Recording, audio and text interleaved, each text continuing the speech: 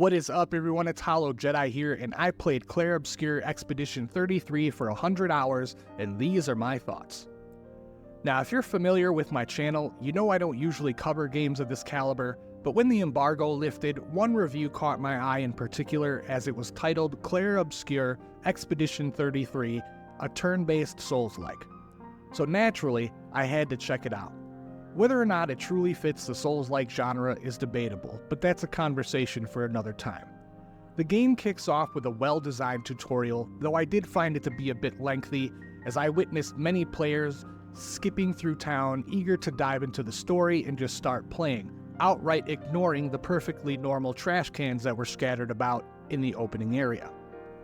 The story itself, absolutely gripping, well written and even better portrayed in-game. It draws you in and refuses to let you go. I lost track of time countless times while playing, falling into that just one more area kind of immersion. Now let's talk about the combat. Even though I cover a lot of Souls and Souls-like content, this system took some adjustment. This isn't your standard turn-based RPG. Dodging and parrying are essential, and timing is everything. Parrying in particular had a unique learning curve. If you think you should parry, you were already too early. Press it too late, well then there's a 50-50 shot that you still pull it off. There's this tiny sweet spot just before you're too late that you have to hit precisely. The same goes for dodging. Some players said the timing is based on sound cues, while others say visual cues. And in my experience, early game timing relied on sound, while later encounters shifted toward a more visual cue. Let's talk traversal and exploration. Once you reach a certain point, traversal gets a whole lot better as you're no longer stuck on foot.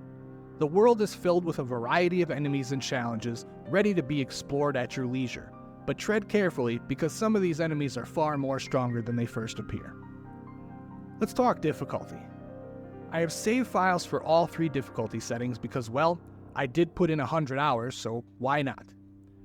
Story mode offers a decent challenge, is forgiving with a manageable parry and dodge window. If your timing is solid, it's smooth sailing for you.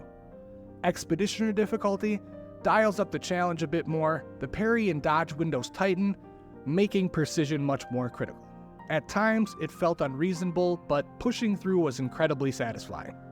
Expert difficulty is a completely different beast. I haven't made it far because frankly, it's brutal. Everything one-shots you, the parry and dodge windows are so tight you couldn't slip a piece of paper between them. This mode is not for the faint of heart. You need flawless timing or you'll be running back to boss fights constantly. Let's talk about the art and the music. Visually, Clair Obscur is stunning. Some areas really nail that Souls-like atmosphere, if you can call it that. One particular environmental mechanic where you're underwater but not underwater was a real big standout for me. I thought that was really cool. The soundtrack, absolutely top tier. Every piece fits perfectly, whether during an intense boss fight or a peaceful moment while you're exploring the world. One of my favorite boss fights, hands down, was the mime. If you haven't encountered a mime yet, do yourself a favor, track it down ASAP. You're gonna have a great time.